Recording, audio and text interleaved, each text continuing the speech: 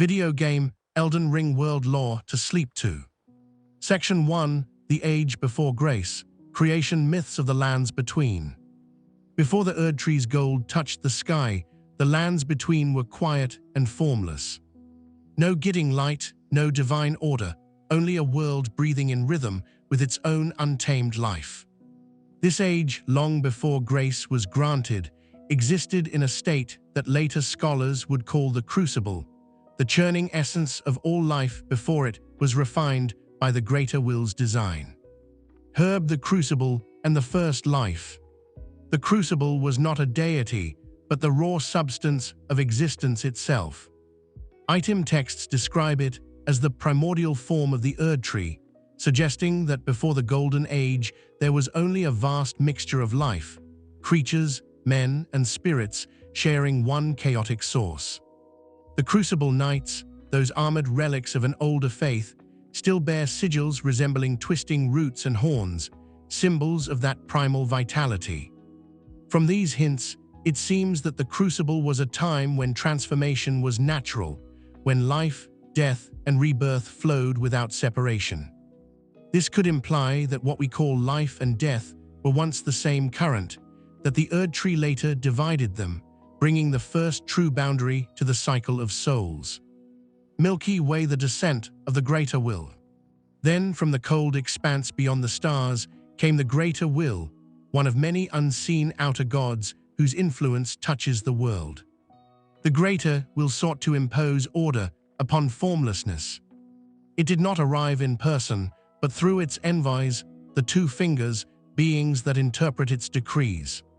Where they appeared, the land shimmered with traces of light. In those places, mortals began to feel an invisible pull, what would later be called grace. Texts describe this moment indirectly. The greater will sent a vassal beast, and grace was first bestowed upon the lands. From this, we can assume that the greater will's first act was to prepare the world for a vessel, a living being who could embody its law. Sparkles the Elden Beast and the birth of order. The greater will's messenger arrived in the form of the Elden Beast, described as a vassal beast of the greater will and the physical embodiment of the Elden Ring. Within it existed the sacred concept of order, a metaphysical structure later referred to as the Elden Ring. The ring was not metal or jewelry, but an invisible architecture of runes defining the principles of reality, the great runes of life, death, time, and form. Through the Elden Beast, these laws took root in the lands between. And from that root, something vast began to grow, a tree whose trunk gleamed like molten amber. That tree became the Erdtree, the visible manifestation of divine order. Deciduous tree, the Erdtree rises. When the Erdtree first pierced the heavens, the world changed. The chaotic vitality of the Crucible was refined into golden light, and the spirits of the dead began to flow into the tree's roots instead of returning freely to nature. Grace became the path of reincarnation under divine supervision. The Erdtree shone day and night, and from its light fell golden motes that touched chosen mortals. Those touched felt purpose, a sense that their lives were part of something vast and benevolent. But the Erdtree's light did not reach all equally. Some found themselves unblessed, left in shadow. The world had been divided, the graced and the graceless, the chosen and the forgotten. This moment marks the first true boundary of the lands between, a structured world of hierarchy, replacing the wild unity of the Crucible. Queen Marika and the chosen line. From among the Newmen, a mysterious people said to come from beyond the lands between, the greater will chose Marika. She became its vessel, the living conduit of the Elden Ring's power. Texts describe her as Queen Marika the Eternal, suggesting that through the greater will she transcended mortality. To rule beside her, the greater will elevated Godfrey, the first Elden Lord. He led the wars of unification, conquering the fragmented tribes so that one faith and one law might prevail. Under Marika and Godfrey, the Golden Order was born, a fusion of divinity governance, and philosophy centered upon the Erdtree. This could imply that the Golden Order was not created overnight, but slowly crystallized as the Erdtree's light extended over the world. Each victory by Godfrey may have symbolized another rune of the Elden Ring taking hold in mortal lands. Crossed the wars of unification. In those days, the lands were filled with rival deities and demigods, vestiges of the age before grace. Godfrey's armies subdued them one by one, bringing their worshippers beneath Marika's rule. The fire giants were defeated, their flame bound. The dragons were driven to the crags and skis. The ancient serpent Rikard, once loyal, turned later to rebellion. Each conquest established another layer of order, but beneath the victories, the remnants of the old world endured. Many believe that the Crucible Knights' persecution began during these campaigns, symbols of an untamed past purged to cement divine unity. Their silence in later eras could imply how thoroughly the Golden Order erased the memory of the world that came before. Of the Age of Radiance. At its height, the Golden Order seemed eternal. Leyndell, the royal capital, shimmered beneath the Erdtree's shadow. Priests recited the canons of grace, and even the stars above appeared fixed, as if acknowledging the Erdtree's dominance. The Greater Will's law governed every soul, the cycle of life and death, the flow of blessings, the very meaning of virtue. Yet even within this brilliance, quiet doubts stirred. If all was bound by divine law, what place remained for choice? Some scholars interpret the fragmentary texts describing Marika's long thought as hints of her growing unrest, the dawning realization that a perfect world might also be a prison. Shadows under the golden boughs. While the Erdtree's light bathed the surface, deeper realms resisted. Far beneath the roots lay the eternal cities of Nokron and Nextella, civilizations that turned away from the Greater Will. Their silver spires glowed with moonlight rather than gold. Inscriptions suggest they once sought the favor of a dark lunar power, possibly a rival cosmic force later associated with Ranni the Witch. This could imply that resistance to the Golden Order began not in open war, but in secrecy, in the quiet worship of another sky. The Greater Will punished these cities. The stars above were said to halt their movement. Even now, their ruins glimmer in stillness, eternal reminders of defiance beneath the perfect order of heaven. Fire the exile of the Tarnished. In time, Marika's rule reached its zenith, and yet the Greater Will issued a decree. Its guidance withdrew from chosen warriors who had served Godfrey in conquest. These warriors lost the light of grace, its glow fading from their eyes. They were tarnished.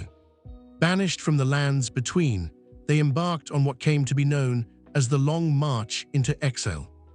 The reasons are not stated outright. Some interpret it as a divine test, others as Marika's sorrowful obedience to her God's will.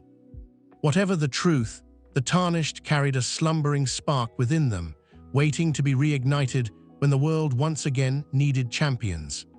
Sunrise, the world made whole and waiting. So ended the first movement in the history of the lands between. From the chaos of the Crucible came the order of the Erdtree.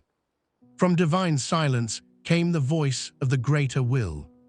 And from mortality arose Marika, vessel of the Elden Ring. The age before grace was no longer wild. It was perfect, complete, golden, and yet perfection rarely endures. Even now, one can imagine the faint tremor beneath the soil, the whisper of roots remembering an older freedom. For beneath the radiant branches, the first shadows of doubt were taking shape, and destiny was already bending toward the day the Elden Ring would break. Section 2, Queen Marika the Eternal and the Birth of the Golden Order. Crown the Numen chosen by the Greater Will. From the distant race of Numen, mysterious outsiders described in ancient records as possessing exceptional longevity, arose Marika. The Greater Will, seeking a mortal vessel through which to shape the lands between, turned its unseen eye upon her. When its grace touched her soul, Marika was transformed into something neither wholly mortal nor wholly divine. She became Queen Marika the Eternal, the living conduit of the Elden Ring, an embodiment of cosmic law. The details of her ascension are sparse. Based on what we know, the Greater will likely chose her for qualities that mirrored its own intent: resolve, order, and the ability to unify a fractured world. Whatever the method, from that moment forward, she carried the power to define existence itself. Crossed swords Hoarah and the first Elden Lord. Among the warriors of the early age stood Hoarah, a conqueror of unmatched might. When Marika raised him to serve beside her, he took a new name, Godfrey, the first Elden Lord. Under his banner, the scattered peoples of the lands between were bound together. His lion companion became a symbol of loyalty and restrained ferocity, the wild tamed by law. Godfrey's campaigns brought an uneasy peace. He subdued the fire giants, sealing their forge so that the ancient flame could no longer threaten the Erdtree, and he drove back rival powers that once claimed dominion. Each victory extended the Greater Will's influence, aligning more of the world with the laws embodied in the Elden Ring. Leyndell and the Center of Grace. At the roots of the newborn Erdtree, Marika ordered the building of Leyndell, the royal capital. Its streets radiated outward in precise geometry, mirroring the runic circles of the Elden Ring. Architecture made faith. Here the two fingers, interpreters of the Greater Will, settled to speak its decrees. Early accounts suggest that in those first centuries, Marika rarely acted without their counsel. This could imply that the new empire began not as a monarchy of her personal design, but as a theocracy shaped jointly by divine message and mortal devotion.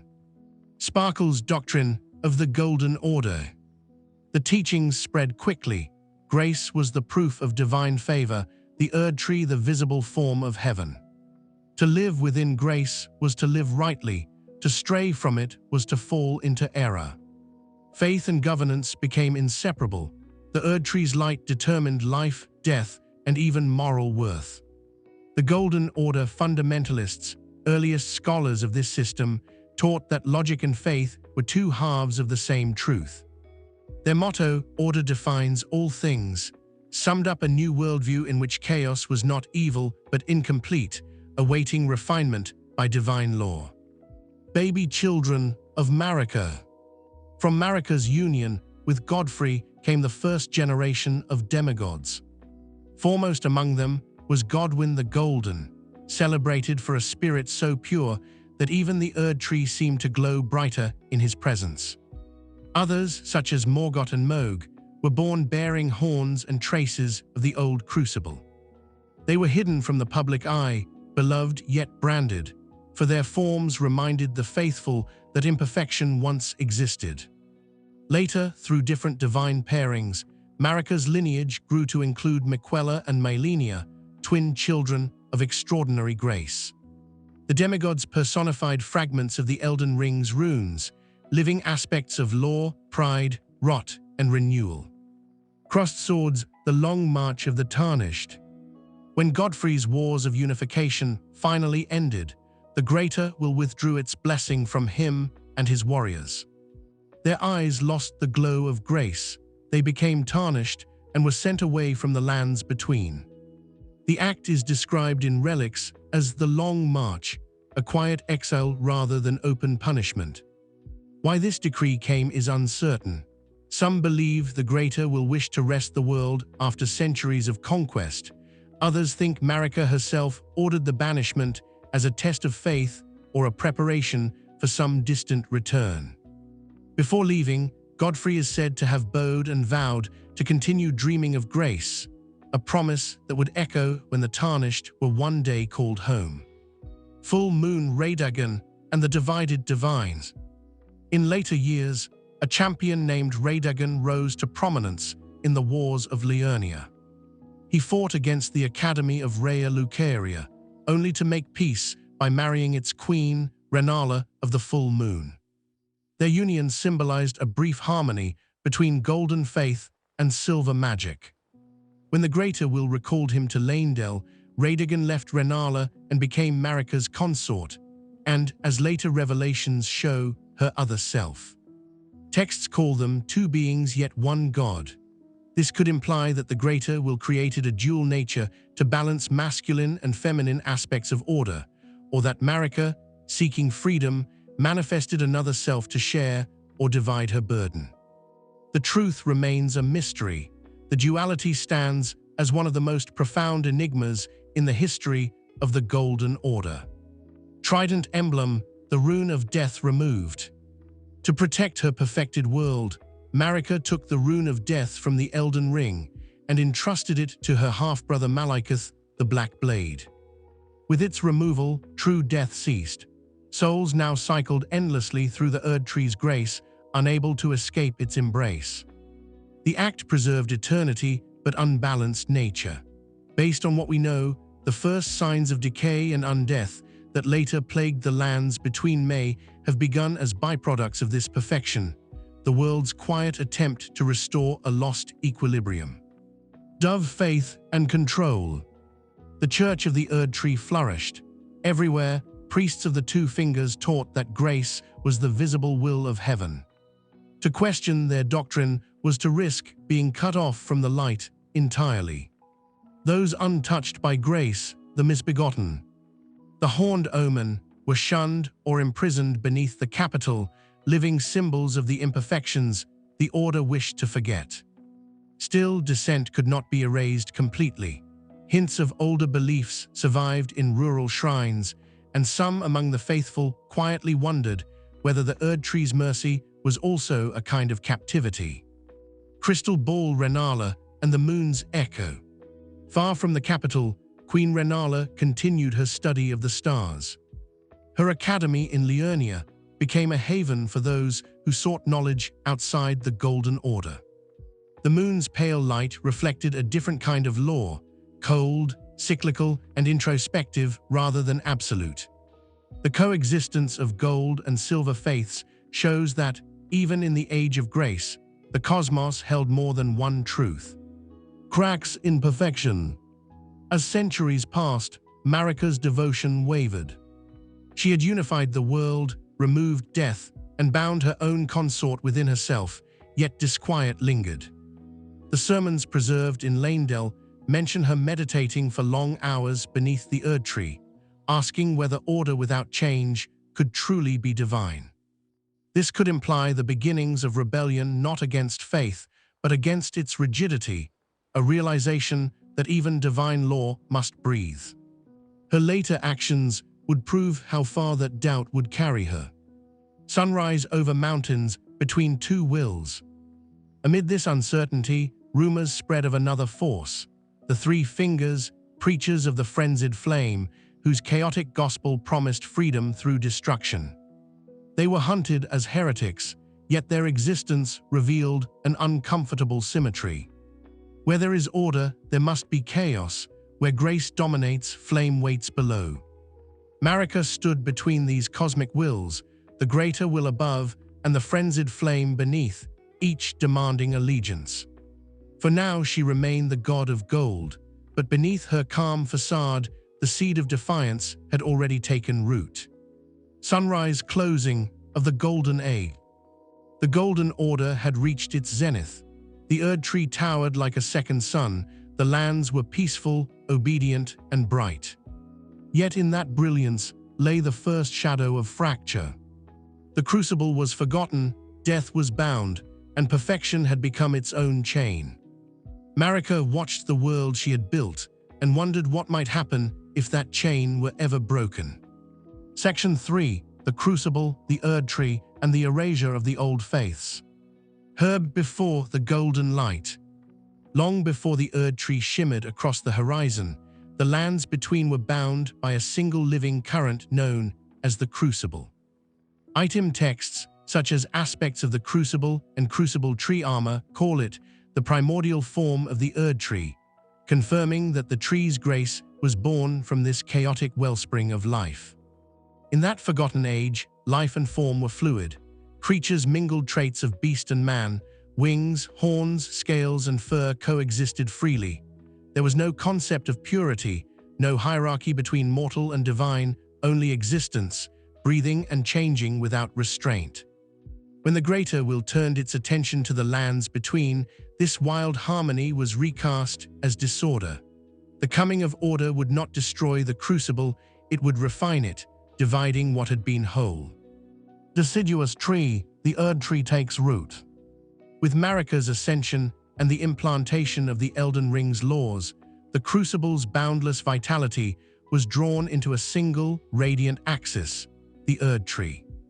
Its roots pierced the world's heart, drinking deep of the old life beneath. The golden sap that flowed through it was the crucible made perfect, life purified into grace. From this transformation, the natural balance of growth and decay changed forever.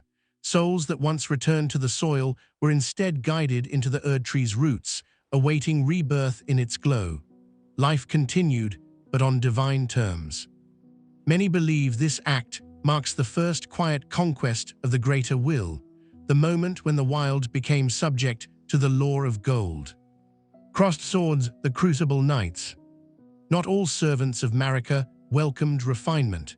Among her earliest champions were the Crucible Knights, guardians who still carried the memory of the old life.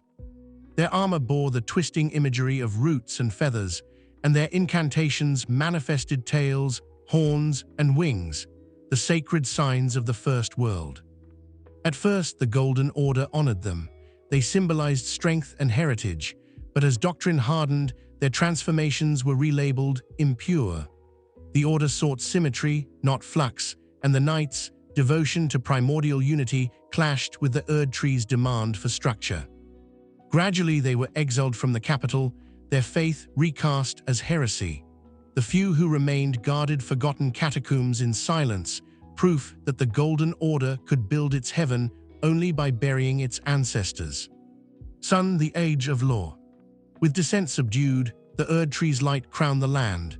It brought stability, prosperity, and oversight.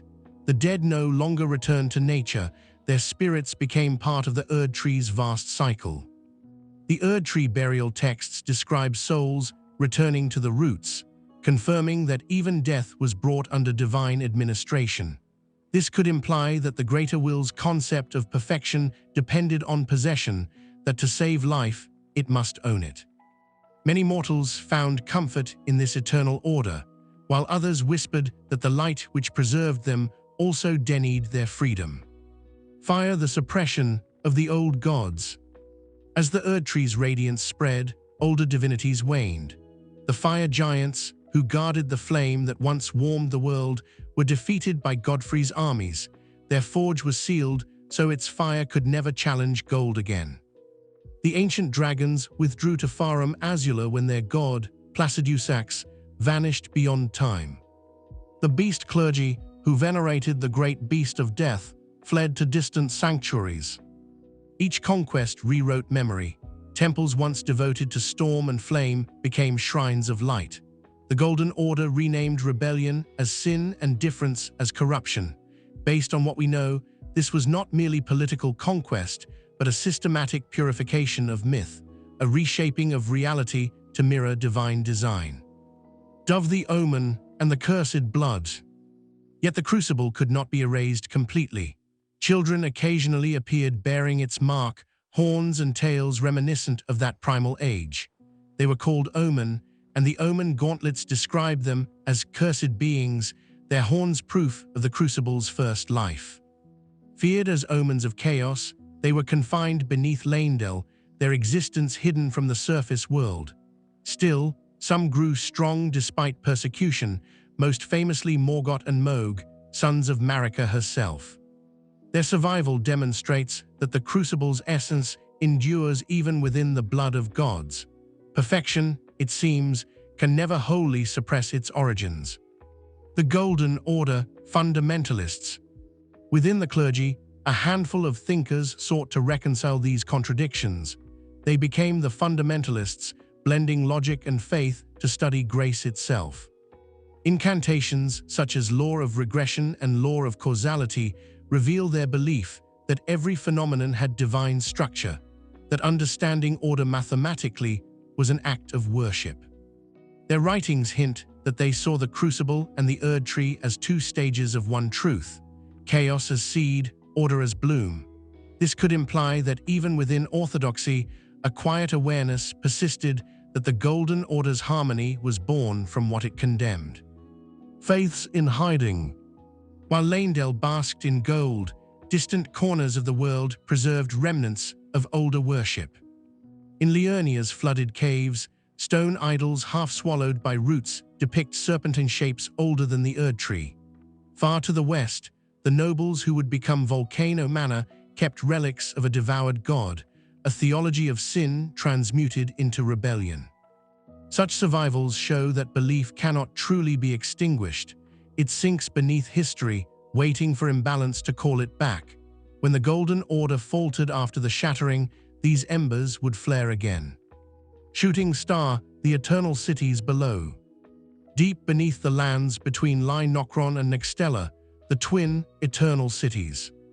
Their people rejected the greater will, crafting a false god from silver and stone in imitation of the Elden Ring. For that defiance, legend says, the greater will froze the stars. The eternal cities fell into timeless night, their skis motionless ever since. The ruins that remain gleam with lunar metal, hinting at a faith that looked not upward to gold, but outward to the moon. Many believe the power that once whispered to them would later guide Ranni the witch, carrying forward the moon's quiet rebellion. The world without end. For centuries the Erdtree's order held firm. Without death, life flowed endlessly through its cycle. Without rival gods, belief was unified. Peace settled over the realm, but it was the stillness of preservation, not growth. Texts referring to spirits awaiting rebirth beneath the roots suggest a world saturated with waiting. Immortality had become stasis. The Golden Order's perfection endured, but beneath its roots, something older remembered movement. Sunrise over mountains, the roots remember. In the deep places of the world, the crucible's pulse persisted. The roots of the Erdtree wound through caverns where beast and man mingled once more. Life continued to shift, unseen, beneath the shell of order.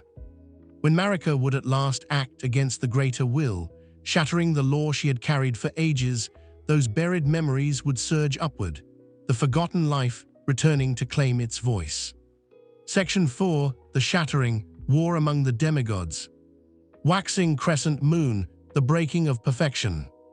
For centuries the Erdtree reigned in tranquil radiance. Life flowed in endless cycles of grace, and the lands between slept under golden law. Yet perfection seldom endures. Beneath the calm, fractures spread, tiny tremors in the fabric of divinity. At the heart of those tremors stood Queen Marika. The goddess who had once embodied the greater will's order began to doubt the worth of the design she upheld. She had seen what eternity without choice did to her people, how immortality curdled into stagnation, how the old life, the crucible, was branded sin. Based on what we know, her doubt deepened after the loss of her son Godwyn the Golden, an event that would wound both God and world beyond repair. Crossed swords the night of the Black Knives. In one silent evening, assassins stole through Leyndell's gardens. They were the Black Knives, warriors said to descend from the Newman, the same mysterious race as Marika herself. Their blades carried fragments of the Rune of Death, stolen from Malekith's keeping. Their strike slew Godwyn, but only his soul. His body remained, undying yet lifeless, the first of those who live in death. Another victim, whose body died but soul survived, became the mirror of his tragedy. The world had learned that the separation of body and soul, never meant to occur, was now possible. The death of a demigod shook the foundation of the Erdtree's law. The greater will's perfect order had been violated, and in that violation, Marika glimpsed freedom. Marika's rebellion. Soon after the night of the Black Knives, Marika turned against her divine master. Within the chamber of the Elden Ring, she struck it with her hammer, fracturing its runes, the act later called the Shattering. Why she did so remains one of the game's great enigmas. Some believe grief drove her to rage, others that she sought to break a system she no longer believed in. Texts like Marika's prayer book hint that she tested the worth of order itself, implying intent rather than madness. The Greater Will responded by sending its env, the Elden Beast, to punish her, yet even divine punishment could not restore what was broken. The ring's fragments scattered, becoming great runes, symbols of authority sought by all who bore Marika's blood. Crown the demigods, claim the fragments. When the Elden Ring shattered, Marika vanished from sight, and her other self, Radagon, attempted to repair the damage but failed. With no central power remaining, the demigods rose, each seizing one or more of the great runes to prove their worth as heirs to divinity. Godric the Grafted, a distant descendant, retreated to Stormville and sought power through grotesque grafting. General Radahn, mightiest of warriors, commanded the stars themselves and held them still with his gravity magic. Rykard, Lord of Blasphemy, turned to serpents and devoured gods in pursuit of defiance. Malenia the Severed and Miquella the Unalloyed, twins of extraordinary grace, pursued their own paths, rot and purity. Morgott, concealed beneath the guise of a king, guarded the capital in bitter loyalty to a mother who had forsaken him. Mohg, twin to Morgott, descended into blood and flame, serving the mysterious, formless mother. Each sought to restore the Elden Ring in their own image, and in doing so plunged the lands between into endless war. Fire the war without orders. The wars that followed left no victor, only ruin. Armies clashed at Sealed's red plains, at Liurnia's drowned shores, and before the sealed gates of Leyndell. The Erdtree's light flickered through ash-filled skies as demigods fought not for faith, but for interpretation of law. According to item texts describing the great runes, each fragment bestows a fraction of the power once granted to the Elden Lord. The struggle to possess them was both political and metaphysical. To claim a rune was to claim reality's definition. The realm's people, caught between divine claimants, turned to cults and heresies. Ancient powers long suppressed, rot, blood, frenzy, found worshippers again amid despair. The old faiths resurfaced, answering imbalance with chaos. The unholy ascendants. Among the new powers rising from the chaos were forces once forbidden. In the catacombs of the capital, Mohg communed with the formless mother, an outer god of blood. From her influence, he learned to wield a cursed flame and dreamed of a dynasty ruled by his demigod brother Miquella as eternal consort. Elsewhere in the swamps of Rot, Malenia battled the scarlet rot that lived within her, a power said to be another outer god's manifestation. When she unleashed it at Sealed against Radahn, both armies perished and the region became a scarlet wasteland. These catastrophes imply that the outer gods seized the chaos of the shattering to extend their reach, competing with the greater will for control of the world's fate. Candle the warrior who stopped the stars. Among all the demigods, General Radahn shone brightest. His gravity sorceries bound the heavens, halting the stars' movement, an act that maintained the stillness first imposed by the greater will upon the eternal cities. By doing so, Radahn unknowingly preserved the cosmic paralysis his ancestors had suffered, yet he was celebrated as hero. When Malenia's rot consumed Sealed, Radahn fell into madness, a once noble giant reduced to a feral shell. Even so, his strength lingered, and warriors across the lands gathered for the festival of combat to grant him a warrior's death, a tragic echo of the Age of Glory. Full Moon, the Age of Silence. As battles dragged on, the Erdtree closed its gates. The faithful found themselves barred from divine mercy. The branches burned with unseen light, but offered no grace. It is said that the Greater Will turned away, perhaps disgusted by the chaos that its chosen vessel had unleashed. In its absence, only fragments of grace remained, faint lights guiding wanderers toward destiny. Those faint traces would one day call back the exiled Tarnished, descendants of Godfrey's line. But for the people still trapped in the lands between, the shattering became a generation-long twilight where no god ruled and every prayer went unanswered. Philosophies of despair.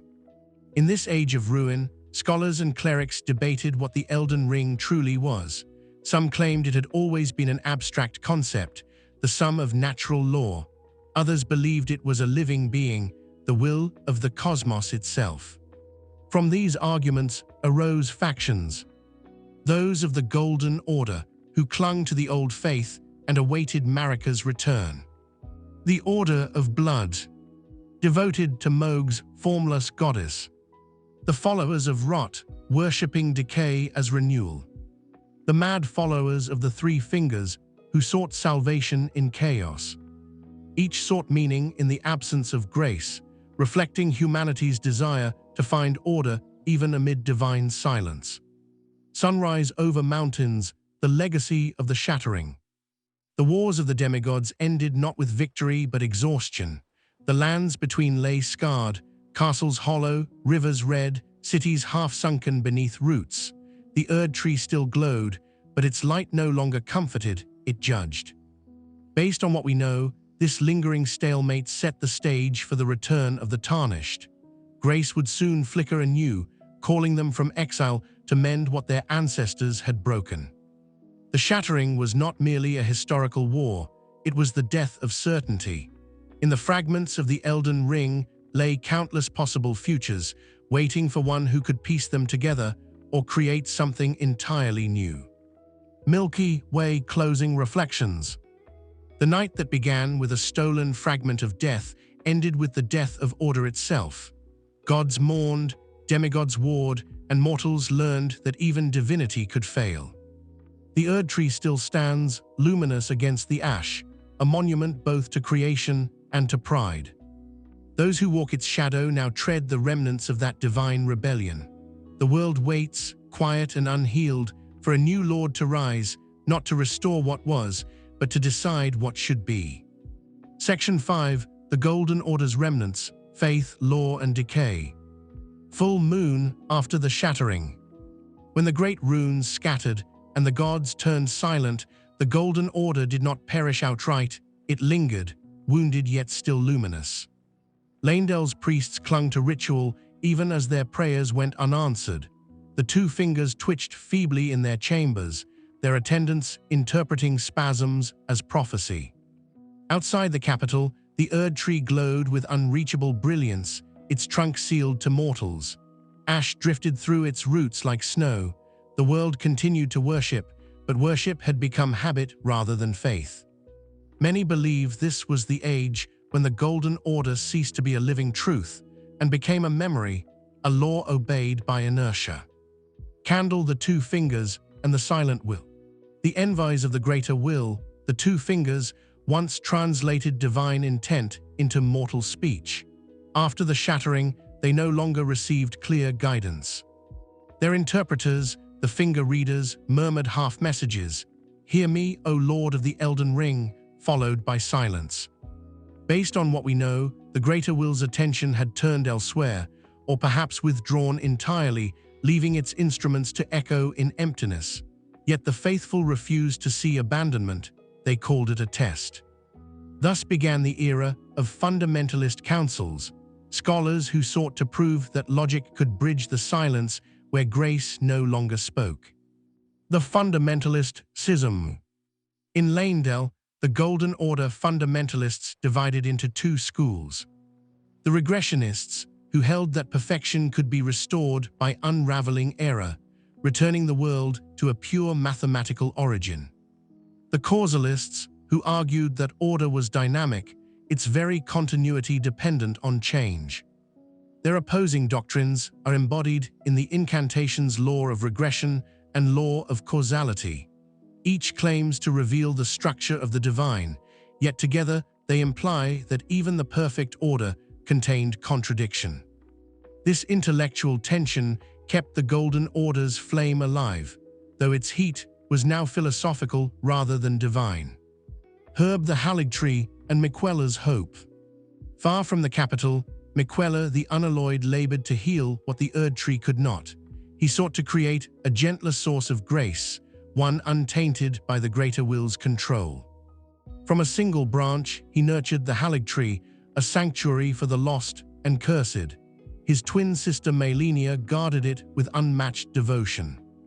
The unalloyed gold needle describes Miquella's work as a means to resist the influence of outer gods.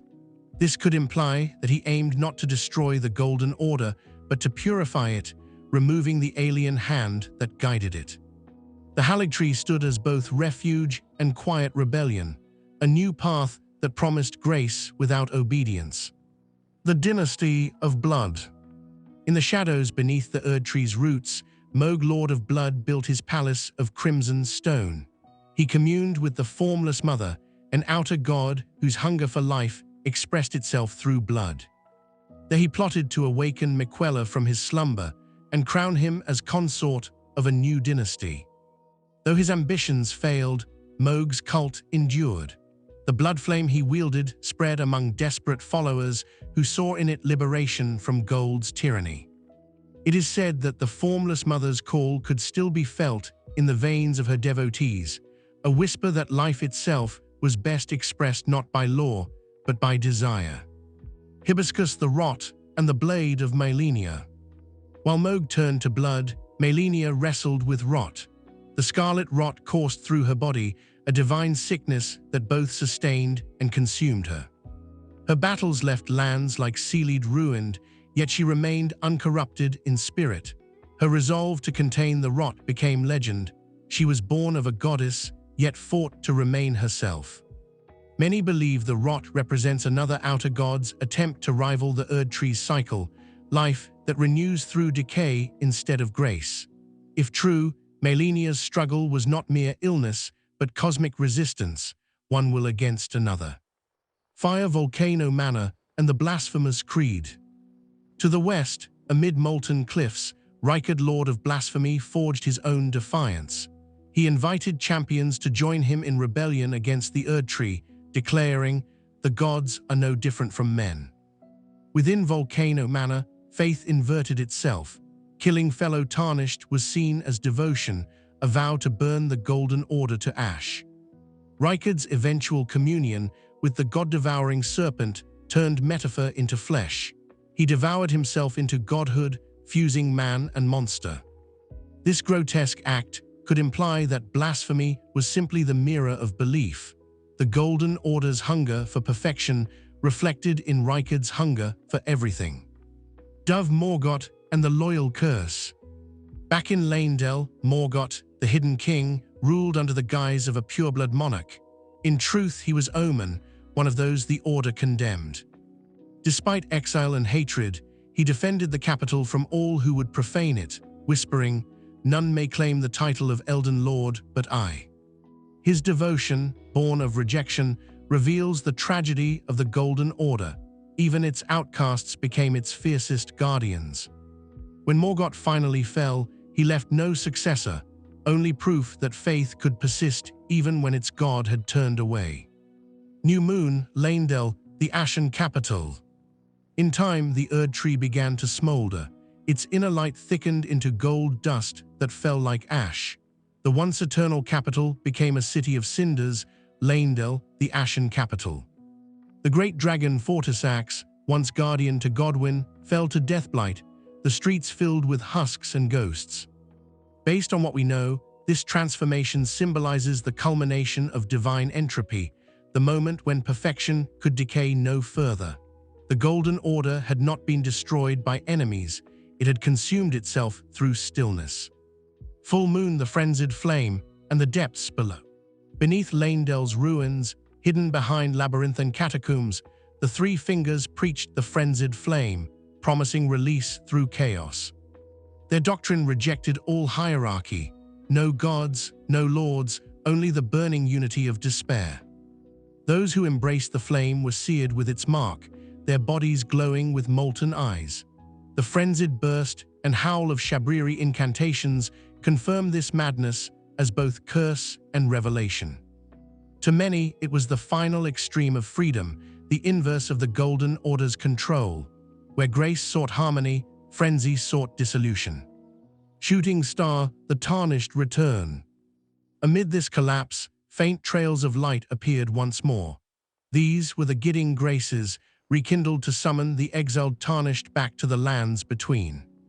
They came from distant realms, drawn by promise and prophecy. The Elden Ring was broken, but not lost. Each Tarnished carried the faint echo of Godfrey's dream, the memory of loyalty turned into yearning. The world they returned to was a patchwork of faiths and ruins, a place where even broken grace could still guide destiny. The meaning of decay. Scholars of the modern age describe this era as one of holy decomposition. The Golden Order had been shattered, yet its pieces nourished countless new growths: Erdtree, blood cults, rot, frenzy. This could imply that decay itself was the final instrument of creation, that the greater will's design, in collapsing, fulfilled a deeper cosmic rhythm. What was once eternal order now fed an ecology of gods. The Erdtree still burned, but from its ashes sprouted choices. Sunrise over mountains, the last light of gold. In the game's present age, the Erdtree still stands, hollowed by flame and sorrow. Its roots thread through grave, its branches pierce the storm. Around it linger the remnants of every creed, the last disciples of a dream that once promised perfection. Some continue to pray to the silent two fingers. Others look to the Erdtree, to rot, to blood, to fire, or to chaos. Yet all of them, knowingly or not, are children of the same light. Because the Golden Order, for all its faults, taught the lands between to believe that life could be shaped, that purpose could exist. Perhaps that is why its ruins still gleam in the dark. Gold fades slowly. Even when the gods fall, their memory continues to guide the lost toward whatever dawn may follow. Section 6, Grace Reborn, the Journey of the Tarnished. Sunrise, the call, across the sea.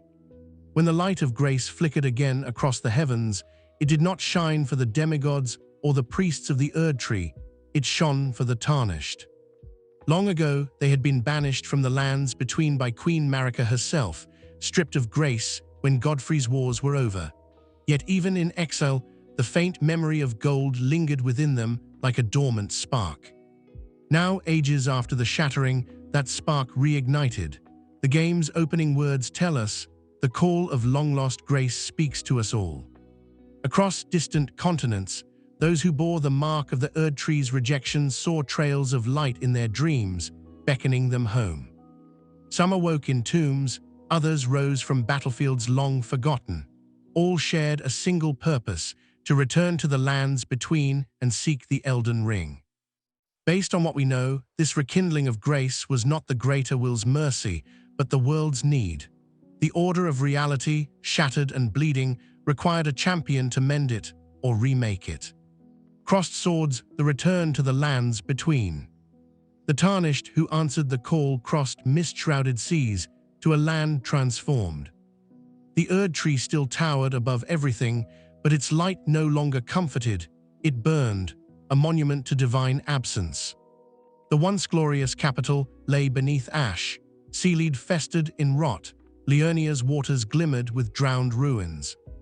Guided by spectral grace, each Tarnished followed their own path, some driven by faith, others by ambition, vengeance, or curiosity. Grace did not command, it invited. In this freedom lay both danger and hope. The sites of grace scattered throughout the realm were remnants of the Erdtree's power, silent beacons that linked the Tarnished to a faint echo of their lost divinity. Their light always pointed toward a single goal, the Erdtree. Candle the guidance of Melina. Soon after awakening, the Tarnished encountered a woman cloaked in ash and mystery, Melina. She offered to act as maiden, guiding them along the path of grace in exchange for one promise, that the Tarnished take her to the Erdtree's base, where she might fulfill her purpose. Melina speaks of being burned and bodiless, a soul without form. Theories vary. Some believe she is the Erdtree's spirit or the echo of Marika's lost kindness. Others see her as a fragment of the glow-eyed queen's forgotten flame. Whatever her origin, she becomes the voice of grace, the calm amidst a world of ruin. With her aid, the Tarnished channels runes to grow in power, echoing the way ancient heroes once communed with the Erdtree. Yet unlike those of old, this bond is partnership, not subservience. Herb the lands between revisited. Each region the Tarnished travels through carries the scars of divine collapse. Limgrave, once the cradle of the golden lineage, now ruled by Godric the Grafted, whose grotesque pursuit of strength mirrors the fractured state of grace itself. Liurnia of the Lakes, home to Rennala, queen of the full moon, and her scholars, souls lost to obsession, clinging to memories of love and light. Sealead, consumed by rot after the duel between Malenia and Radan, where life and death mingle without distinction. Altus Plateau and Lanedale, still bathed in gold, yet hollow beneath the surface, haunted by the echoes of Morgoth's dying faith. And the mountaintops of the giants, where forbidden flame sleeps beneath the snow, waiting for a new vessel to release it once more. Each land tells a fragment of a story, the decline of gods, the endurance of mortals, and the persistence of grace even in decay. Fire the path to flame. To enter the sealed Erdtree, the Tarnished must do what Marika once forbade, kindle the flame of ruin. Only that primal fire, kept by the last fire giant, could burn through the divine barrier. Melina, bound by ancient purpose, offers to sacrifice herself to the flame so that the Tarnished may continue onward. Her words, "I will be the kindling that burns away the Erdtree," mark one of the game's most sacred moments, a mortal choosing to ignite godhood itself. This could imply that grace, once seen as submission to divine will, had become self-determination, the courage to act when gods no longer could. The shadows of choice. As the Tarnished travels deeper, other forces reveal themselves. Ranni the Witch, daughter of Radagon and Rennala, seeks to free the world from the greater will entirely, forging a new order beneath the moon. Her quest for the Dark Moon and her rejection of the Two Fingers are both canonical, presented through her dialogue and the Age of Stars ending. Elsewhere, the Three Fingers wait beneath Lanedale, preaching the gospel of the frenzied flame, a chaos that promises unity through burning. Should the Tarnished embrace it, they become Lord of frenzied flame, the world consumed in madness rather than reborn in order. Between these extremes lies the path of the Erdtree, where the Tarnished may claim the mantle of Elden Lord and attempt to repair Marika's broken ring. Dove fragments of the past. Throughout this journey, echoes of history accompany the Tarnished. Spirits of the long dead, heroes, knights, scholars, manifest through spirit ashes, remnants of Grace's memory. These allies are not bound by time. They are fragments of the old world called back into being by the will of a new age. From the Crucible Knights who once guarded the first life, to the banished knights who served and fell, every spectral form reflects the persistence of belief. Even in death, the faithful answer the call of grace. The meaning of the Elden Ring. The Elden Ring, though broken, remains the heart of reality. Each rune represents a law: life, death, order, time. To restore it is to choose what those laws mean. Some Tarnished interpret restoration as obedience, returning the world to its former order under the greater will. Others see the opportunity for transformation, to redefine grace, or even reject divinity altogether. Item lore such as mending runes of perfect order, frenzied flame, and Death Prince confirm these possibilities, showing that each ending is not simple victory but philosophical succession. The Tarnished, through will and choice, becomes the new center of the cosmic equation. Shooting star, the nature of grace reborn. When grace first illuminated the world, it flowed downward, from God to mortal, from will to servant. But now it rises upward, from the forgotten to the divine. Each Tarnished is both vessel and source, a reflection of the world's desire to live again. This could imply that the greater will's grand design was never truly undone. It merely evolved. Where once it relied on obedience, now it endures through individuality. The lands between may still bow beneath the Erdtree's branches, but their light now comes from countless small flames, each soul rekindling grace in its own way. Sunrise over mountains toward the Erdtree. At the summit of their journey, the Tarnished stands before the Erdtree's burning roots. The ash falls like snow, and in that silence, grace flickers one last time. Marika, fragmented, exhausted, awaits judgment. Radagon's form kneels beside her, hammer in hand, their shared body frozen in eternal effort to mend what was broken. The Elden Beast descends, the greater will's last envy, golden and silent as the stars. It is not anger that greets the Tarnished, but expectation, a final question written in light. When the battle ends, the ring may be restored, rewritten, or rejected. Each ending, age of order, age of stars, age of fracture, age of frenzy, tells the same truth in different words. Grace is not a gift, it is a choice.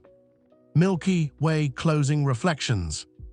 The journey of the Tarnished is the final echo of the world's oldest dream, to find meaning within a cosmos that forgets its own gods. The Erdtree still burns, yet its light is gentler now, softer. The air hums with possibility. Perhaps the Golden Order was never meant to last forever, only to teach that order must change to survive. Perhaps the crucible, the flame, the blood, and the rot are not rivals, but reminders that life in all its forms still seeks balance, even when the heavens fall silent.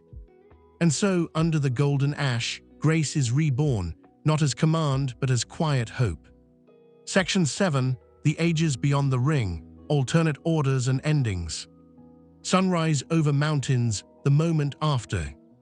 When the final blow falls and the Elden Beast dissolves into golden motes, silence descends on the lands between. The Tarnished stands before the fractured ring, light rippling across the ruined chamber like water disturbed by breath. In that hush, the world holds its breath, waiting for decision. Every step the Tarnished has taken through ash, through rot, through endless wars of faith, has led here. What follows is not a single story, but many, threads of possibility woven from the same act. Each ending is an age born from a single will. The Elden Ring may be mended, rewritten, or denied entirely, and the world reshapes itself around that choice. Sun, the age of fracture. The simplest path is also the oldest instinct, to restore what was. In the age of fracture, the Tarnished becomes Elden Lord, mending the broken runes without altering their nature. The greater will's law resumes its place, and the Erdtree's light once more crowns the sky. Item texts call this a mending of the Elden Ring rather than its rebirth. It restores order, but not understanding. Many believe this outcome represents continuity, the world returning to its cycle of grace and hierarchy, stable yet unchanged. This could imply that the Tarnished who chooses this ending accepts the weight of the past without challenging it, believing that peace, even imperfect, is better than endless change. But beneath the surface, the cracks of the shattering remain, faint but waiting. Balance the age of order.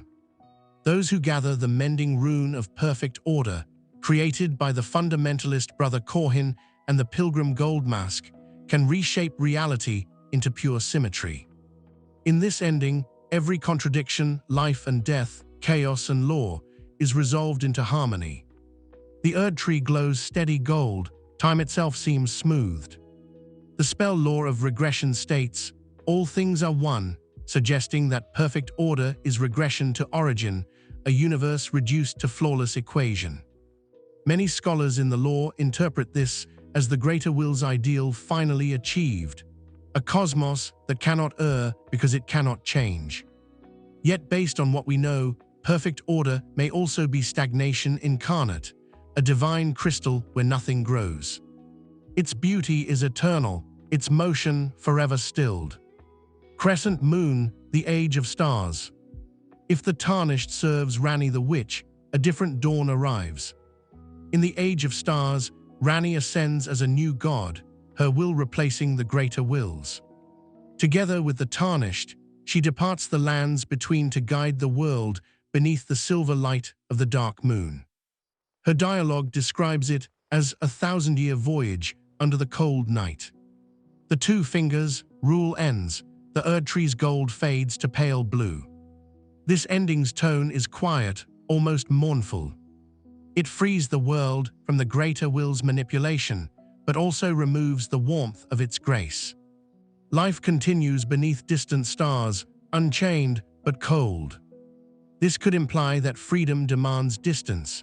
To escape control, the world must drift beyond even the sight of the gods. The Age of Stars is liberation through isolation, a cosmic exile turned serenity. The Age of Despair, the blessing of death. Another possible future arises through the mending rune of the Death Prince, linked to fear, companion of those who live in death. When the Tarnished uses this rune, the rune of death, long removed by Marika, is restored to the Elden Ring. Death regains its rightful place in the cycle. The Erdtree no longer hoards souls, they pass freely into rest. The fog of immortality lifts, and the world breathes again. Canonically, this ending's text calls it the Age of Duskborn, though many lore interpreters refer to it as an age of despair or gentle twilight. It is not tragic, but solemn, life and death reconciled at last. Based on what we know, this marks the universe's acceptance of imperfection. Where the Golden Order sought purity, the Duskborn accept limit, and in that acceptance find peace. Fire the age of frantic flame. Deep beneath Laendel's ruins lies the path of the Three Fingers, apostles of the frenzied flame. If the Tarnished embraces them, the body is seared by living fire and becomes the vessel of chaos. In this ending, the Erdtree burns to its roots. All distinctions, man, god, beast, melt into one incandescent whole. The description of frenzied flame proscription calls it the flame of chaos, which burns away all that divides. Many believe this represents the final rejection of the greater will's design, replacing order with equal oblivion. Yet even here, there is strange mercy. In the flames, none suffer hierarchy or sin, all are the same ember. Later lore shows that Miquella's needle can remove this branding, implying that even chaos offers escape. Freedom, it seems, carries its own undoing. Dove the Age of Frenzied Freedom, speculative extension. Some scholars read hints, particularly in the Lord of Frenzied Flame ending cinematic, that the world may not be annihilated, but renewed through total combustion. The text's final words, "Let the chaos take the world," could imply not destruction, but purification, a reset to the Crucible's earliest state before order and will. If so, the frenzied flame would mirror the Crucible's life unbound, completing the cosmic cycle, chaos, right arrow, order, right arrow, chaos. While not confirmed, this interpretation aligns with the pattern of FromSoftware cosmologies, where decay and rebirth are inseparable. Hibiscus, the Age of Rot, shadow of the Erdtree context. In later lore and the shadow of the Erdtree expansion, the influence of the scarlet rot endures. The goddess Melania remains revered by her followers as the bloom, and rot cults view her affliction as sanctification, life that persists through decay. This could imply an eventual age of rot, though not formally presented as an ending in the base game. If realized, it would invert the Erdtree's gold with crimson, a world where transformation through corruption replaces order through purity. In the mythology of the lands between, even sickness seeks divinity. Every blight, given time, becomes belief. Balance the hidden ages, dreams of other rings. Item descriptions hint at other, unseen possibilities. The mending rune of perfect order and mending rune of frenzied flame suggest that the Elden Ring can host countless runes, each rewriting reality's lore. This could imply that every age, order, stars, duskborn, frenzy, is but one iteration in an infinite sequence of experiments. Just as Marika once questioned the greater will's design, so too may future gods question theirs. In this sense, the Elden Ring is less an artifact than a mirror. Whatever law is inscribed upon it reflects the heart of its bearer. Full moon, Ranni's legacy, and the starless sky. If the player follows Ranni's path, the lands between are left behind under moonlight. The stars resume their motion, the eternal city's curse lifted. No Erdtree burns. No golden order reigns. NPC dialogue from Seluvis and Blade confirms that this outcome fulfills the will of the Dark Moon, a god of cold reason, not emotion. The Tarnished becomes Ranni's consort, not ruler. Together they govern absence, a world guided by unseen love rather than visible law. Many interpret this ending as FromSoftware's purest depiction of self-determination, a universe that continues, serene and unreachable, freed from the meddling of cosmic overseers. Trident emblem, the nature of choice. All endings share one truth: the greater will's reign has ended. What replaces it, order, moonlight, chaos, rot, or dusk, is chosen by a single mortal hand. This shift from divine decree to mortal authorship is the thematic core of Elden Ring. Where Dark Souls spoke of fading embers, Elden Ring speaks of will, the courage to write law upon reality. Each new age, therefore, contains both promise and flaw. Perfection brings stillness, freedom brings distance, chaos brings annihilation, dusk brings rest. None are absolute. Milky Way, the cycle unending. Lore across FromSoftware's worlds suggests that no ending is permanent. Ages rise and crumble, gods awaken and sleep, faith becomes myth. The lands between will likely endure this rhythm eternally. The remembrance of the Elden Lord hints at this. Even should order be restored, it will one day break again. The Elden Ring, by its nature, demands renewal. Every restoration carries the seed of its next fracture. Based on what we know, this cyclical pattern may echo the Crucible's original pulse, life creating order, order decaying into life. The greater will's dream of eternity is fulfilled not by permanence, but by recurrence. Shooting star, the light that remains. Whatever age follows, the golden, the silver, the crimson, or the black, the Erdtree's silhouette endures on the horizon. Its branches, though burned or frozen, remain symbols of continuity. The Tarnished's deeds become legend. Priests rewrite the tale, scholars debate which version was true. Children born generations later see golden dust at sunrise and whisper of grace reborn. Because even in worlds without gods, faith persists. Not faith in the greater will, or the Erdtree, or the stars, but in the possibility that meaning can always return. Sunrise over mountains, closing reflections.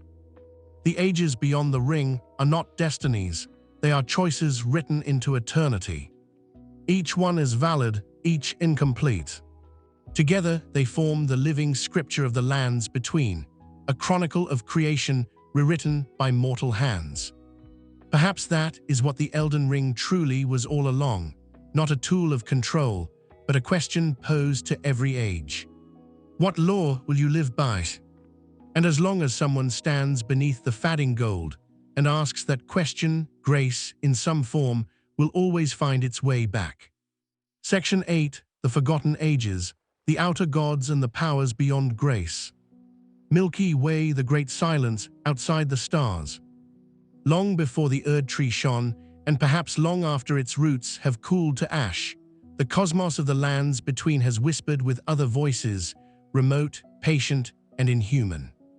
These are the outer gods, entities neither born of the Erdtree nor bound by its law. They drift beyond the firmament, touching the world only through dreams, plagues, and flame. The greater will, whose grace established the Golden Order, is itself one of them, a single star in a crowded, invisible sky. If the will sought control, others sought contrast. And so, across ages, the lands between became a battlefield not only of kings and demigods, but of cosmic philosophies. Sun, the greater will, Lord of law and light. All grace in the lands between originates with the greater will. Through its envies, the two fingers and the Elden beast, it imposed order by shaping the Elden Ring within Marika's body. Its miracles radiate as golden light, its message, harmony through obedience. According to Two Fingers' heirloom and Elden beast description, the greater will acts through faith rather than presence. It sends guidance as messages from afar, never descending itself. Many believe this distance is deliberate, implying that the will governs by delegation. The Elden beast, born of its power, is the tangible form of law, a celestial envy, not a god in itself. Yet this remoteness bred rebellion. Each dissenting outer god emerged as an answer to something the greater will need. Crescent moon, the dark moon, and the cold witch. The most peaceful of these forces is the dark moon, associated with Ranni the witch. Item texts such as Dark Moon Ring and Snow Witch Hat describe its power as cold, yet gentle. Where the greater will demands unity under light, the moon offers solitude under shadow. Ranni's pact with this distant, lunar power severed her from the Two Fingers and allowed her to slay her own flesh during the Night of the Black Knives. Based on what we know, the moon did not command her but liberated her, its influence being independence, not dominion. The Dark Moon's philosophy is still order, but turned inward, a logic of reflection rather than radiance. Its followers, the Carrion Royals and the Academy of Rhea Lucaria, seek truth through study, not revelation. In their crystal prisons, scholars stare into starlight, listening for whispers older than gold. Fire the frenzied flame, chaos unbound. Beneath the capital sleeps the Three Fingers, emissaries of the frenzied flame, another outer god. Its mark brands flesh with burning eyes. Its doctrine rejects every separation, man from God, joy from pain, sanity from madness. The incantation flame of frenzy calls it the flame of chaos that devours the order of the Erdtree. Its purpose is annihilation of boundaries, a return to the Crucible's earliest chaos. Many believe the frenzied flame was born when the greater will first imposed order, a backlash given consciousness. Where grace says obey, frenzy says consume. And yet, in its terrifying equality, there lies strange mercy. Those who accept the flame are freed from fear. They cannot sin because they cannot distinguish wrong from right. This could imply that even destruction in the lands between serves renewal, chaos, resetting what law ossifies. The formless mother, blood and yearning. Deep within Mohgwyn Palace, pools of crimson reflect another cosmic will, the formless mother. Her existence is confirmed in Mohgwyn's sacred spear and remembrance of the Blood Lord. She is described as an outer god of blood, said to be without form. She feeds on desire, stirring passion into violence, love into consumption. Mohg calls her, "O Mother, your child craves your blessing," believing she will birth a dynasty through his union with Miquella. Unlike the greater will's radiant order, the formless mother's gift is intimacy without limit, a god of impulse and inheritance. Her power reveals that in the lands between, even love may take divine shape, and even hunger can wear a crown. Hibiscus, the scarlet rot, divinity through decay. The scarlet rot, the red corruption within Malenia, is another outer god's manifestation. The unalloyed gold needle explains that Miquella designed it to resist the outer god of rot. Thus, the rot is both disease and deity, a paradox made flesh. It grants power through suffering, beauty through dissolution. The bloom of Malenia, her final transformation in battle, is described as a goddess of rot in full bloom. Many believe the rot represents the inevitability of change, opposing the greater will's static perfection. Its faith, whispered in the scarlet pools of Seaweed, teaches that all life decays, so that new life may rise, a darker reflection of grace's eternal cycle. Coffin, the great beast of death. Before Marika removed the rune of death, the world revered the beast of death, a primal god whose essence later became destined death. Its loyalists, like Gurranq and Malekith, once served its balance of life and decay. The beast clergyman's colossal incantations and black blade description confirm that when Marika bound destined death, natural mortality ended and the beast was silenced. Yet traces of its faith survive in the Deathroot, sprouting wherever the rune's power leaks. Those who consume Deathroot grow beast-like, as if the old god's hunger persists through them. This could imply that death itself is an outer god's voice, a necessity suppressed but never erased. Even in the Erdtree's eternal order, something in creation longs to rest. High Voltage, the ancient dragons, and the storm god. Long before the Erdtree's dominion, the ancient dragons ruled from storm-wreathed peaks. Their god, Dragon Lord Placidusax, lies in the crumbling city of Farum Azula, waiting in a sky where time stands still. His remembrance describes him as the ancient dragon who once served as Elden Lord, implying he worshipped a different god before the Greater Will's arrival. When that unnamed deity fled, the dragons lost their divine anchor. Some interpret this dragon god of storms as another outer god, representing elemental chaos later refined into lightning by the Erdtree. Based on what we know, the dragons' lingering immortality and their storm magic may be remnants of that vanished lore, an older, freer cosmos superseded by gold. Fire the One Eye, god of flame and vengeance. The fire giants once tended the flame of ruin, a power said to belong to yet another outer god, the One-Eyed Fury. The giants' flame take thee and burn, O flame. Incantations declare the fire's purpose to burn the Erdtree. Bound by Marika's command, the last fire giant guards the dying flame in chains. This punishment confirms that the Greater will saw the flame as rival divinity, not tool. Many believe the One Eye represents nature's vengeance, fire as conscience of the world, rising whenever life is imprisoned by law. Its survival ensures that no order, however divine, can exist without something capable of ending it. New Moon, the Glow-Eyed Queen, and the god of destined deaths. Scattered texts and item hints speak of the Glow-Eyed Queen, leader of the Godskin Apostles. She wielded the black flame, born from destined death itself, and was defeated by Malekith before the Erdtree Age.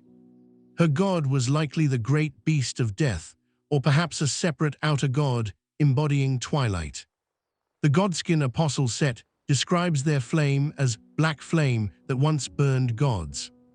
This could imply that the Glow-Eyed Queen represented balance, the moment between life and death, light and dark. By destroying her, Marika ensured the Golden Order's eternal day, but erased its dusk. The fell god of frost and fire. The fire monk armor and fell god incantations name yet another entity, the fell god, worshipped by heretics in the mountaintops.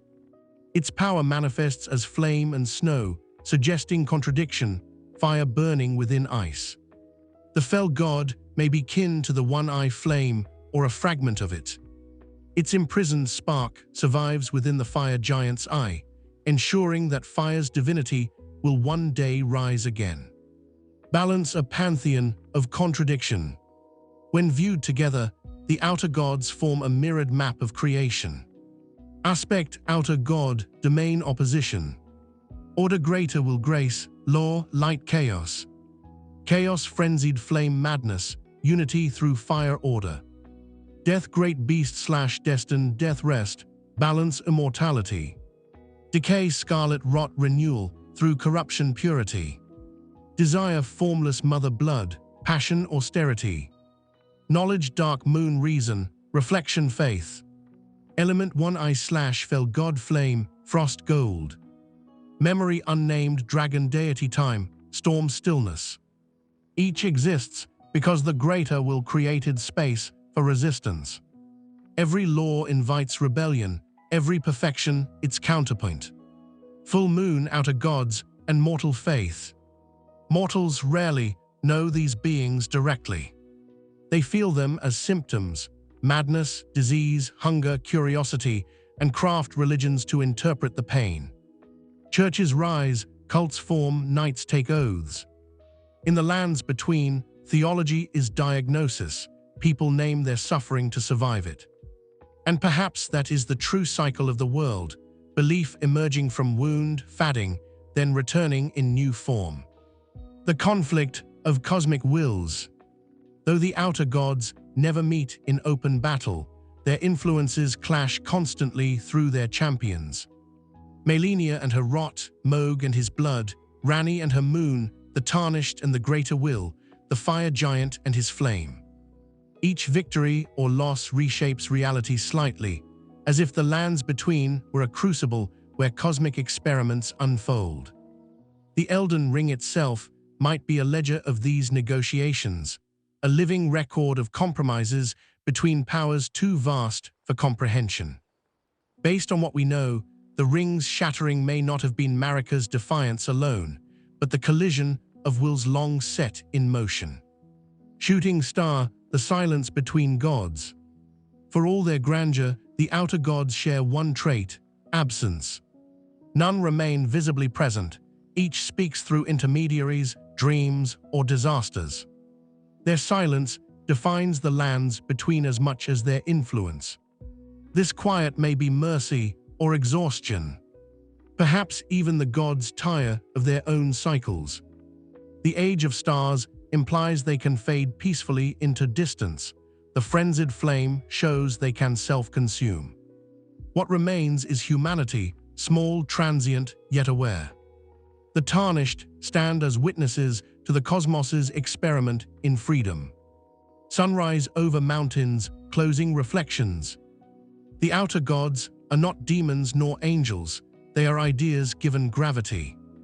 They represent everything the greater will cannot contain: rot, chaos, hunger, death, curiosity, and love. Their wars are invisible but eternal.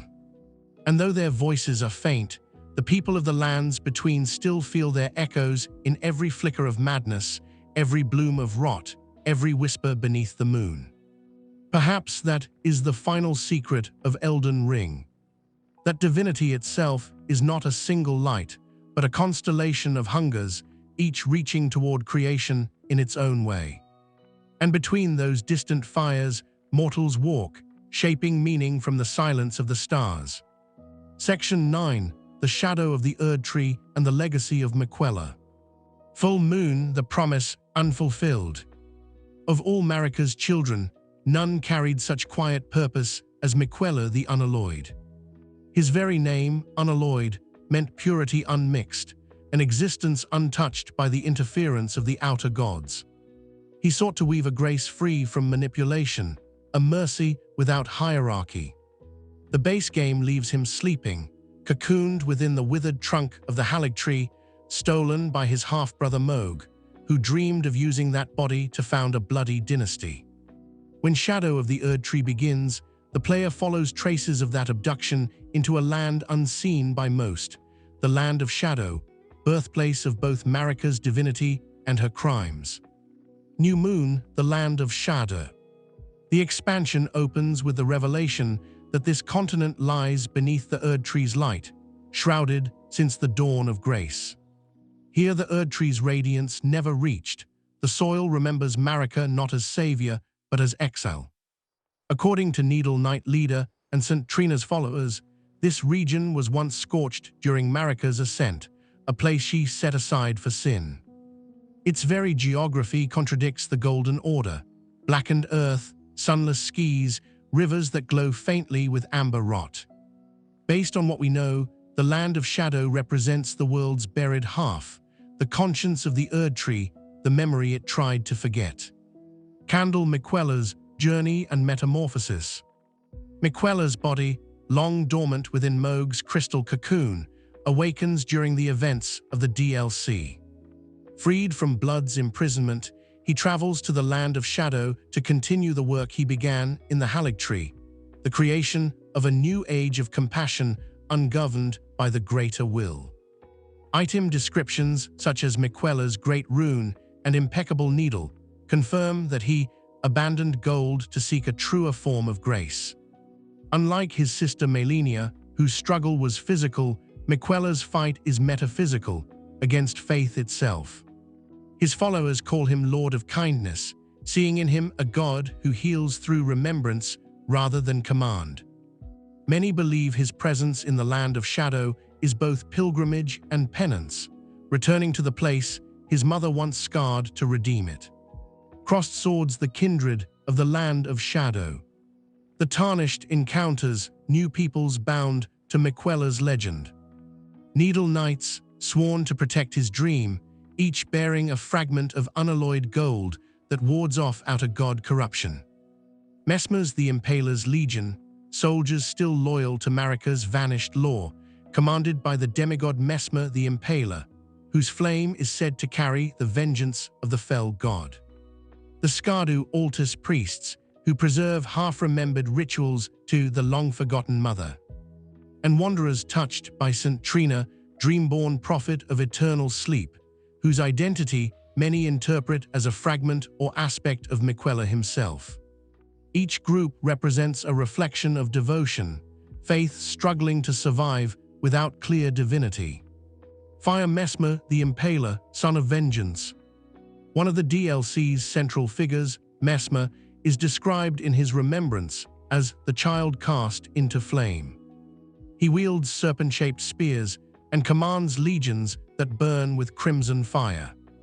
Lore entries identify him as Marika's offspring, possibly by Radagon, though his existence was erased from records after he turned his flame upon his mother's enemies, and perhaps upon her own past. Messmer embodies the fury of suppression, divine wrath trapped beneath obedience. His flame, tied to the fell god, reveals another of Marika's compromises. She borrowed even forbidden fire to forge her empire, then sealed it away when its work was done. The battle with Messmer, therefore, repeats the ancient pattern, a child reenacting the sin of the parent, flame rising against gold. The Skardu Altus and the age before grace. At the land of shadow's center rises Skardu Altus, a plateau crowned by ruins older than the Erdtree. Texts recovered there speak of the primordial crucible still thriving beneath its soil. Stone idols depict beings half-human, half-beast, proving that this was once the seat of the crucible's worship before the Greater Will's arrival. The Erdtree's shadow literally falls across these ruins, stretching westward like a reminder of conquest. Here, Marika first received the call of the Greater Will, and here she abandoned her own godhood for servitude. Miquella's pilgrimage through these ruins is more than travel, it is dialogue with history. This could imply that he seeks to reconcile the two halves of existence, crucible and order, chaos and grace, parent and child. Herb St. Trina and the Dream of Mercy. Throughout the DLC, references to St. Trina abound, an androgynous saint whose followers sleep to commune with their deity. Trina's items, Lullaby's spirit incense, and Trina's torch speak of a dream where pain fades. Players learn that those who slumber in Trina's grace experience visions of Miquella's garden. The implication is clear. Trina and Miquella share essence, or perhaps two halves of one soul, wakefulness and dream, compassion and purpose. Miquella's new order may therefore not rule through light or fire, but through peace, the stillness between breaths where suffering ends.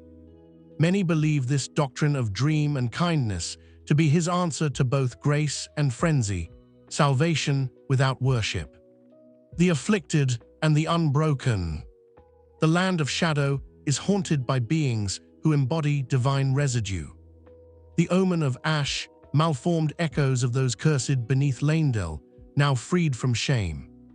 The kindred of rot, whose scarlet afflictions glow like flowers, regarding Miquella as healer rather than destroyer. Spirit remnants of Messmer's armies, burning endlessly but still praying for his forgiveness. Each testifies that divinity cannot be erased, only transformed. Even Ruin remembers. Candle Miquella's cocoon and the Erdtree's shadow. Deep within the heart of the land of shadow stands a twisted reflection of the Erdtree, sometimes called the Scattertree. Its roots are black gold, its sap silver. According to the Scattertree fragments collected by the player, this tree was born from the shadow cast by the Erdtree when first it rose. Within its hollow, the Tarnished finds remnants of Miquella's cocoon, evidence that his metamorphosis nears completion. He sheds his former form like the Erdtree sheds bark, leaving behind the husk that Moog once stole. Based on what we know, this transformation mirrors chrysalis to butterfly, divinity evolving beyond binary opposition of gold and shadow. Whether he emerges god or ghost, Miquella becomes proof that grace can adapt. Full Moon Raidan's echo and the legacy of family. In spectral memories scattered across the expansion, echoes of Marika's children appear. We see Raidan, freed from madness, gazing at a pale horizon, Mylenia still seeking her brother, and faint images of Ranni watching from the moon's edge. These fragments serve as closure, a celestial reunion not of bodies but of themes. Each child of Marika pursued a different aspect of freedom: strength, will, solitude, mercy. Miquella's story unites them all, suggesting that liberation is not conquest, but compassion, the courage to forgive even the divine. Fire the war of shadow and light. The DLC's climax unfolds as Messmer's flame meets Miquella's calm. Temples collapse, black roots ignite, the Scattertree blazes like a second sun beneath the earth. When the smoke clears, the player finds that the land of shadow is neither destroyed nor redeemed, it simply awakens. Marika's past crimes are revealed in murals. She burned this land to prove her loyalty to the greater will. Now her son returns not to avenge, but to heal. Many interpret this as the symbolic end of the Erdtree's dominance, the reconciliation of mother and child, gold and shadow. The philosophy of kindness. Miquella's new order, glimpsed in endings unlocked by the DLC, emphasizes empathy as law. Where the Golden Order equated faith with purity, his order values coexistence. The line from the impeccable needle, "To pierce is to heal," suggests that pain acknowledged becomes salvation. This doctrine echoes the old Crucible's truth, that opposites sustain one another. This could imply that Miquella completes what Marika began, transforming rebellion into understanding. Under his guidance, the lands between might at last step beyond the endless contest of light and shadow. Milky Way, the dream of the unalloyed one. At the expansion's conclusion, Miquella vanishes once more, neither slain nor enthroned. His followers sleep in peace, awaiting his return when mercy is learned by all. The final text of Miquella's rune reads, "He left the dream to those who would dream kindly." Whether he ascends as god or dissolves into myth, his influence reshapes the fabric of faith. The Erdtree's shadow grows soft, and the gold upon its leaves pales to silver. The world does not end, it exhales. Canon context and continuity. Every thread in shadow of the Erdtree binds back to the base game's themes. Messmer's flame answers the fire giant's curse. The Scattertree mirrors the Erdtree as its forgotten root. Miquella's dream fulfills the question Marika once asked: can order exist without cruelty? St. Trina's sleep resolves the frenzy of despair through compassion. Even in DLC form, the story remains cyclical. The lands between is not a place of endings, but of transitions, a garden that grows from its own ashes. Sunrise over mountains, closing reflections. The shadow of the Erdtree is not simply an expansion of geography, it is an expansion of conscience. Through Miquella's gentleness and Messmer's rage, we see the two halves of divinity that every age must reconcile: justice and mercy, fire and grace.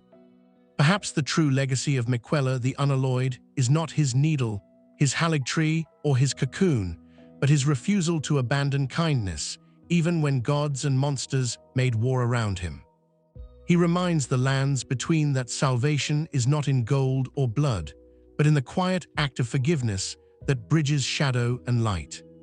And so, beneath the fading branches of the Erdtree and the rising scattertree's silver glow, grace takes on a new color, soft, merciful, and alive. Section 10, The Future of Grace, the eternal cycle of gods and men.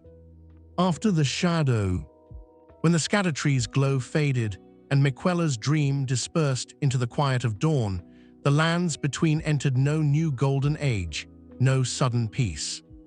Instead, there was stillness, the pause between heartbeats when creation decides what rhythm to follow next. The Erdtree stood scarred but living, its roots drinking the silver light that filtered upward from the shadow it had long cast.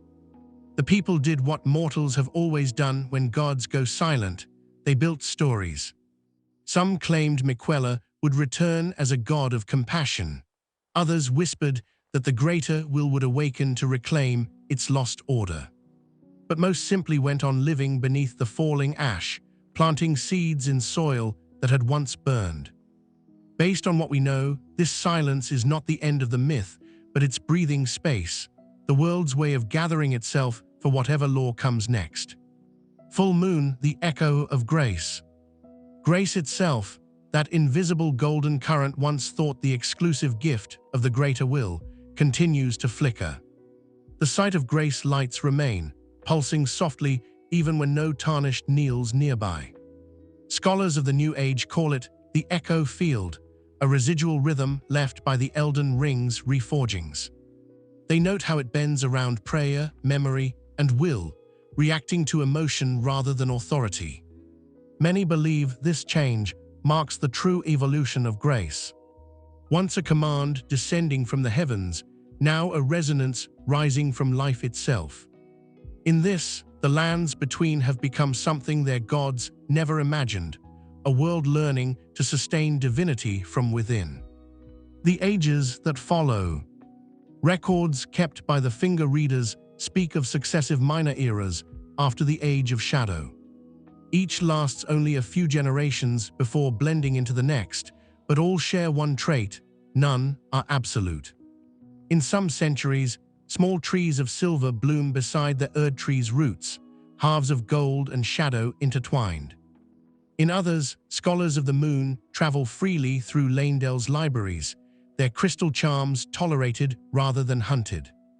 Once a cult of fire-bearers tended tiny hearths in every village, honoring flame not as weapon but as warmth. No single god reigns, faith rotates like the seasons. This could imply that the lands between have entered their natural state, a living equilibrium where every creed survives long enough to teach the next. Fire, the memory of flame. Even in peace, the fire endures. The frenzied flame's temples lie abandoned, yet travelers report faint red light in caves beneath Liurnia and ash that smolders without heat. According to Burn, O Flame, inscriptions, chaos can never die, it sleeps until order stiffens. Fire monks now preach a gentler creed: to burn is to remember. They teach that flame's purpose is not destruction, but renewal, mirroring Miquella's mercy and the crucible's balance. Based on what we know, this reconciliation suggests the world has accepted its dual inheritance: heat and light, ruin and growth. Hibiscus, the rot in bloom. Far to the east, Seaweed still glows crimson under its eternal dusk. Yet travelers speak of gardens growing in the blight, flowers that drink the scarlet pools and bloom golden at their edges. Malenia's followers call these blossoms kindness lilies. They believe they mark the moment when rot and grace learned each other's language. Whether miracle or mutation, it embodies the new world's law, that what was once curse can become communion. Crescent moon, the moon reborn. High above, the dark moon remains visible even by day, its surface streaked with pale blue veins. Ranni's followers, now ascetics of thought, record that the moon's glow sometimes wavers, as if she still watches from beyond the stars. Their texts claim that when her light meets the Erdtree's gold on nights of clear sky, the air hums with soft harmony. Many believe this is proof that Ranni's distant voyage did not sever the world from its gods, but balanced it. Distance without exile, autonomy without abandonment. Coffin, the return of death. In graveyards once denied burial, fresh soil covers the bones of new generations. The mending rune of the Death Prince ensured that death again flows through the world as naturally as breath.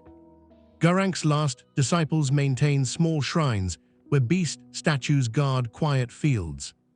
To them, death is no longer punishment, it is completion. One epitaph found in Limgrave reads, "May destined death take you gently, and grace greet you when you rise again." Perhaps this is the greatest harmony the lands between have ever known, mortality accepted as part of life's design. Blood and mercy. The cult of the formless mother endures as well, though transformed. No longer do her followers revel in slaughter. Instead, they practice a ritual called the offering of still blood, a symbolic wound to honor desire restrained. Priests of the new order speak of Moog not as villain, but as warning. Passion without compassion becomes tyranny. Through tempered yearning, even blood finds grace. This could imply that the formless mother, once the god of hunger, now whispers of empathy, the same emotion her children once mistook for thirst. Candle the last finger readers. A handful of the old finger readers remain, their bodies gnarled like the trees they serve. They admit that the two fingers no longer twitch, their flesh turned to stone. And yet, when the wind moves through Lanedale's ruins, one can still hear faint murmurs, as though the fingers dream.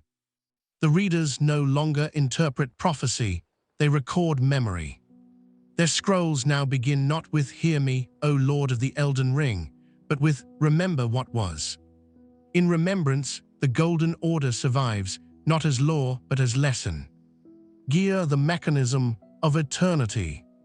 Philosophers of the present age describe the Elden Ring as a self-correcting equation. Each god who inscribes a new rune rewrites reality. Each collapse resets its parameters. This endless revision ensures the cosmos never freezes in perfection. Every faith, every rebellion, every reconciliation feeds the next iteration.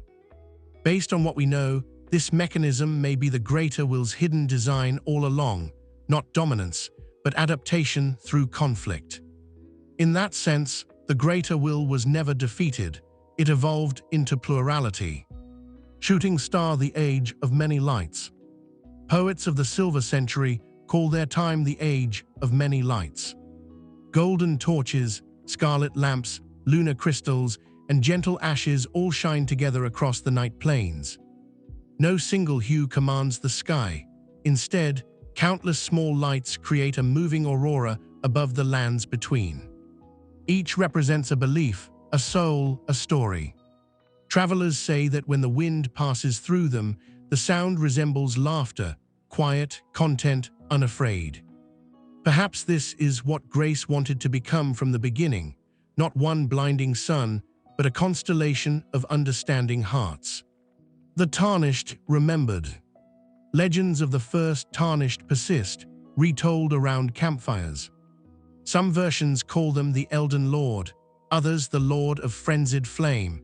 A few speak of a companion who vanished with the moon. No tale agrees, yet all end with the same refrain. And Grace returned to the world because one soul dared to try.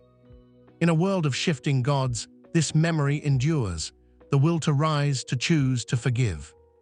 That will is the true Elden Ring, invisible yet indestructible. The cycle continues. From the crucible to the Erdtree, from gold to shadow, from silence to song, the pattern persists. Every age begins with faith, matures into order, decays into conflict, and is reborn through empathy.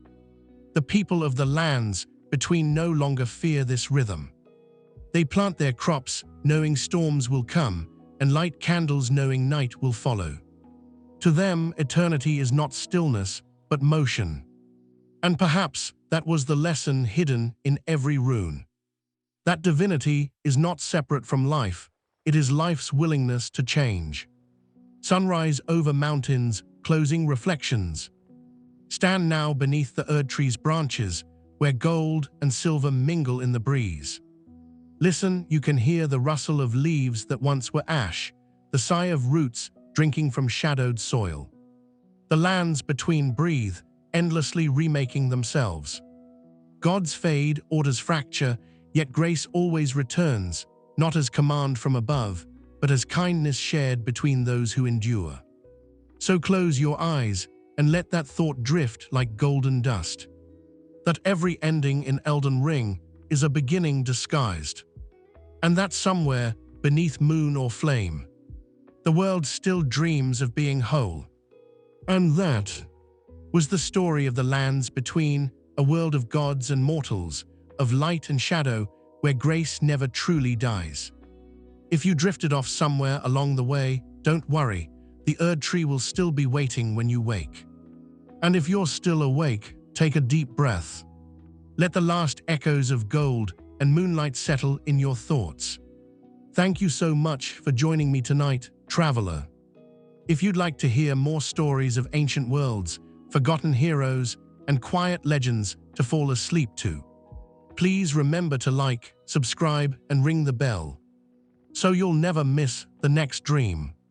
Sleep well, wanderer of grace. May your path be gentle, your rest be deep, and may your dreams be filled with soft, endless light.